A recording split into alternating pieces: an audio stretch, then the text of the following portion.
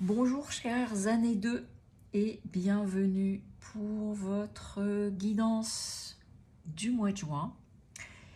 Alors je rappelle que c'est une guidance générale, donc vous prenez uniquement ce qui peut résonner pour vous, faire sens.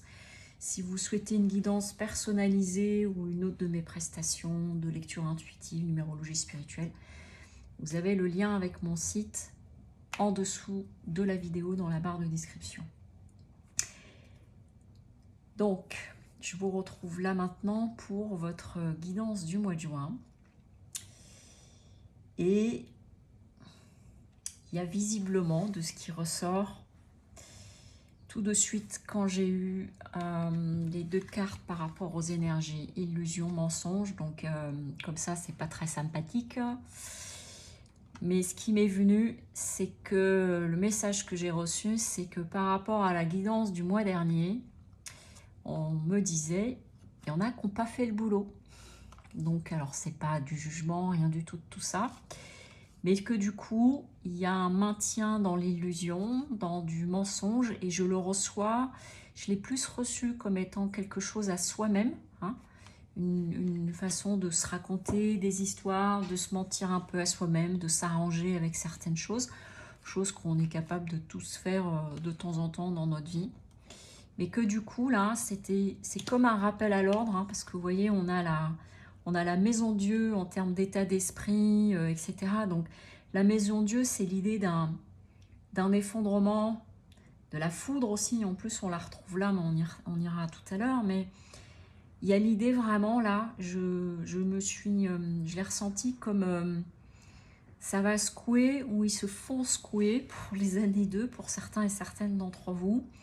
Parce que c'est comme si vous alliez être au pied du mur. C'est-à-dire que il n'est plus l'heure de faire semblant, il n'est plus l'heure de se raconter des histoires, il n'est plus l'heure de jouer peut-être un certain rôle auprès des autres, mais d'être vraiment dans une forme de vérité à soi. Et si le travail n'a pas été fait, il n'y a rien de moralisateur quand je dis ça, mais s'il y a une forme de maintien, de je m'en arrange comme je peux et comme je veux, parce qu'on fait comme on peut, et ben du coup là c'est vraiment ce mois-ci, bah, ça va vous secouer le cocotier comme on dit. Et donc voilà, ce qui ressort vraiment, ce qui m'est venu en premier, je me suis dit bah, ça va pas être commode pour un certain nombre d'entre eux. Qu'est-ce que ça nous dit au niveau des énergies générales? Parce qu'il y a aussi de très belles choses à travers ça. Ce qu'on nous dit, c'est que l'enjeu du mois avec l'impératrice, et ben en fait l'impératrice, c'est celle qui communique, c'est celle qui va aller vers les autres, c'est celle qui peut aussi communiquer en prenant position quelque part. Donc il y a peut-être comme un enjeu ce mois-ci de vraiment, c'est pas l'heure de vérité, je règle mes comptes, mais c'est peut-être vraiment important de poser un certain nombre de choses avec en plus pour vous en atout, vous avez le monde, donc on vous invite à l'ouverture, à aller vers, et que vraiment tout est possible. Le monde, c'est l'idée de l'accomplissement. Donc il y a quelque chose, c'est comme quelque chose à réaliser par rapport à ça pour communiquer. Donc peut-être si vous êtes retrouvé dans des situations où vous avez fait semblant avec des personnes, et ben c'est d'arrêter ça et même de dire bah voilà, ça fait X temps que je fais semblant que je joue la comédie ou des choses comme ça. Et ce qui est un petit peu compliqué en même temps, c'est qu'avec la roue de fortune, c'est que la roue de fortune, elle nous annonce que tout est possible. Elle nous parle d'opportunités, mais ici, dans le défi, c'est qu'en fait, ça m'a donné l'impression, quand j'ai retourné les cartes, c'est que je captais les énergies, qu'il y a une forme d'instabilité, c'est-à-dire j'y vais pas, je le fais pas.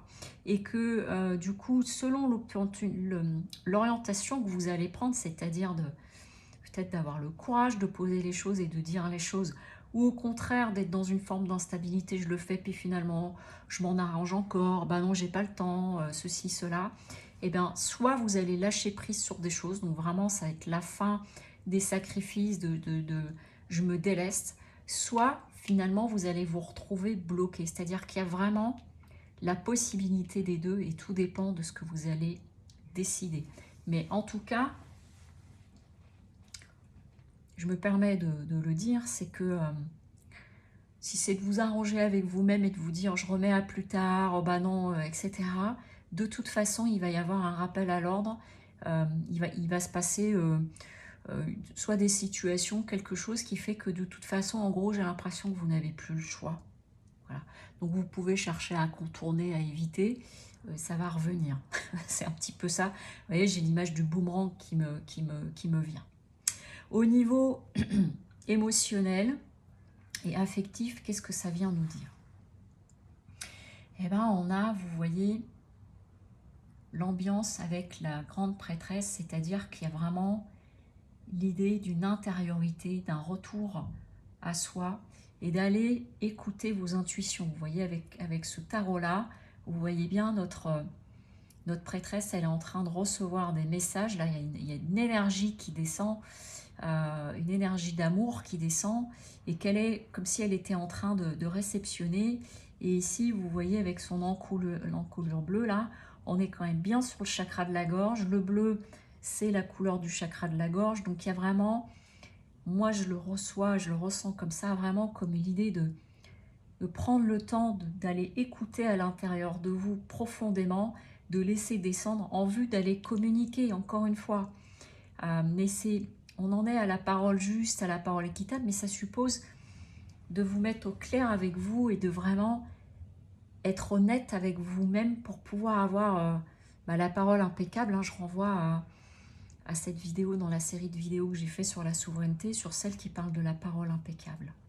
Parce que il y a un atout avec vous, c'est avec notre cavalier de bâton, vous voyez, on nous représente une femme qui joue le tam-tam, qui est dans une forme de joie. On voit le cheval derrière qui se calme, donc il y a l'idée d'une forme de fougue. Donc il y a cette énergie-là. Et puis en même temps, c'est à la fois un atout, mais c'est peut-être aussi une façon, pour certains et certaines d'entre vous encore, de vous cacher derrière ça.